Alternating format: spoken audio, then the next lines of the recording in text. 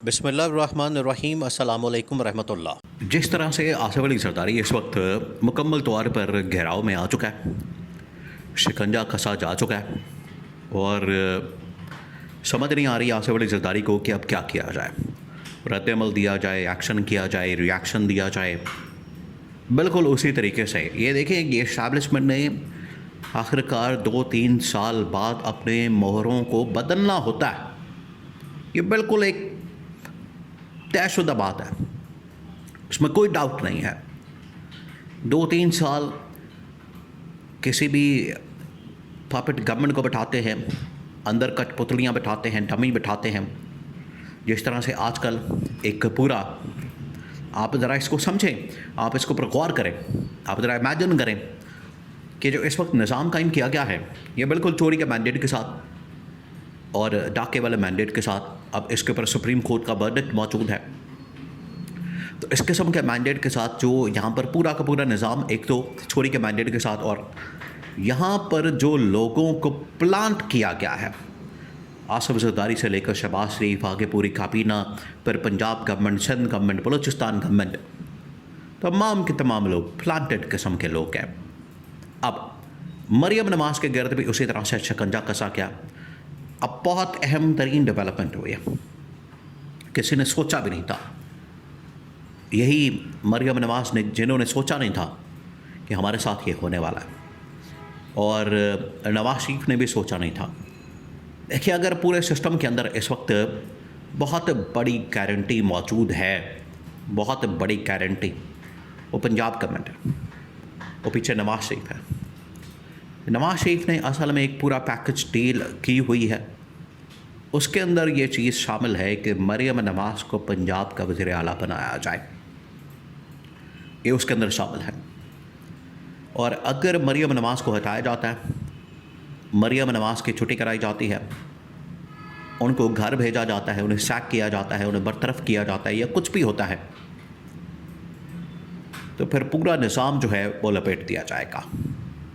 कम अज़ कम नवाज शरीफ की जानिब से ये थ्रेट मौजूद है कि फिर ये मैं इस निज़ाम को अपना कंधा फ्राहम नहीं करूँगा। कंधा फ्राहम करने से मुराद ये है कि फिर वो अपनी जो पार्टी है वो बिल्कुल भी प्लेटफॉर्म के तौर पर नहीं फ्राहम करेंगे, बल्कि हाथ खींच लेंगे और पूरा सिस्टम गिर जाएगा। तो नवाज शरीफ की ये जो धमकी है, ये मरियम नवाज़ के मामले में सामने आ गई है। लेकिन जो पंजाब के अंदर सूरत हाल बन चुकी है, अगर आसिफ जरदारी जैसा आदमी वो ये बात करता है कि मैं इस्टेब्लिशमेंट की ईंट से बचा दूँगा, उस वक्त जब जनरल बाजवा, उससे पहले जनरल राहील शरीफ, जब ये इक़्तिदार के अंदर मौजूद थे, पावर के अंदर मौजूद थे, बतौर आर्मी चीफ काम कर रहे थे, तो आसिफ जरदारी ने कराची के अंदर खड़े होकर कहा था कि मैं ईंट से ईंट बचा दूँगा। फिर क्या हुआ? सारी दुनिया जानती है, सबको पता है फिर क्या हुआ। फिर हुआ ये कि आसिफ अली जरदारी को मुल्क से भागना पड़ा, मुल्क छोड़ के जाना पड़ा। फिर कई महीने, 6 से 8 महीने उन्हें मुल्क से बाहर रहना पड़ा, और ये कहा गया कि आप जैसे ही पाकिस्तान के अंदर आएंगे, आपको गिरफ़्तार कर लिया जाएगा, अरेस्ट कर लिया जाएगा। उस वक्त भी सदर था आसिफ जरदारी, फिर आपको ओहदा सदारत से हटा दिया जाएगा।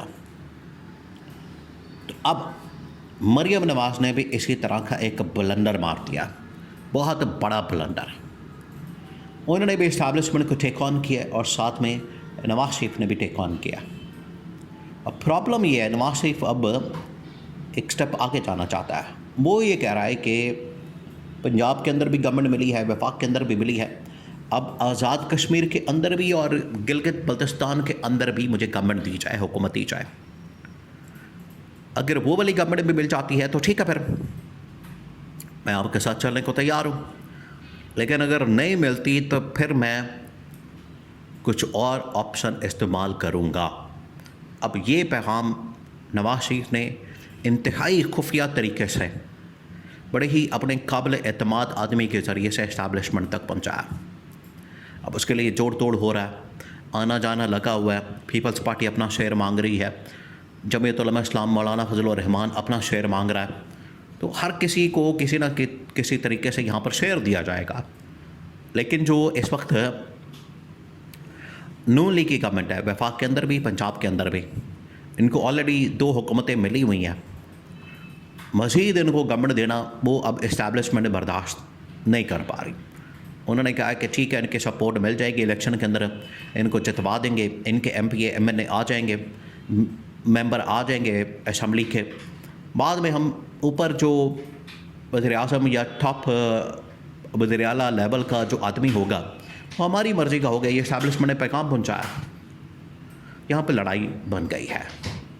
नून लीग पीपल्स पार्टी इस्टेब्लिशमेंट आमने सामने आ चुके हैं दोनों जगहों की हुकूमतों को लेकर, आज़ाद कश्मीर और गिलगित बल्तिस्तान की। अब पंजाब के अंदर सूरत हाल ये बनी है कि पंजाब के अंदर डोरें हिलाना शुरू कर दी गई है। देखिए, अब टाइट किया जाएगा, अब इनको टाइट किया जाएगा, स्क्रू खींचा जाएगा इनका, और इनको बता दिया जाएगा कि आप अपनी औकात में रहें, आप अपनी लिमिट में रहें, आप अपनी हद में रहें। इससे बाहर निकलने की कोशिश करेंगे तो फिर आपका जो सिंध के अंदर, पंजाब के अंदर गवर्नमेंट है आप दोनों की, उसका भी धड़न तख्ता हो सकता है। वहाँ से भी आपको फ़र्क किया जा सकता है, वहाँ भी आपका रहना मुश्किल हो सकता है। ये पैगाम दिया जाएगा, और ये पंजाब के अंदर सबसे पहले पैगाम दिया गया। और पंजाब के अंदर ख़ास तौर पर देखें, नवाज शरीफ, शहबाज शरीफ, आसिफ ज़रदारी, इनके अंदर इतनी हिम्मत नहीं कि अगर इनके केसेस खोल दिए जाएँ और इन्हें डर हो कि हमारी अकाउंटेबिलिटी होगी और उसके नतीजे में हमें गिरफ़्तार कर लिया जाएगा, तो ये 1 मिनट भी गिरफ़्तारी या अपनी पाबंद सलासल होना पसंद ना करें, अपनी गिरफ़्तारी ना दें और ये मुल्क छोड़ के भाग जाए। ये इनको बता दिया गया, गिरफ़्तार होने के लिए तैयार हो जाएं, अरेस्ट होने के लिए तैयार हो जाएं। किसी वक्त भी आपको अरेस्ट किया जा सकता है, गिरफ़्तार किया जा सकता है और आपके केसेस खोले जा सकते हैं। और यही वो जहाज़ जो मरियम नवाज़ के पास है इस वक्त, 11 से 1300 करोड़ का, ये वाला जहाज़ ही आपके लिए इस्तेमाल हो सकता है। आपको इसी जहाज़ के स्कैंडल के अंदर आपका गिरफ़्तार करना, अकाउंटेबिलिटी करना, एहतसाब करना, यह सब कुछ हो सकता है। और इसके अलावा अगर आप इसी जहाज़ के अंदर यहाँ से निकलना चाहें पाकिस्तान से, तो इसी जहाज़ से आपको फिर निकलना पड़ेगा।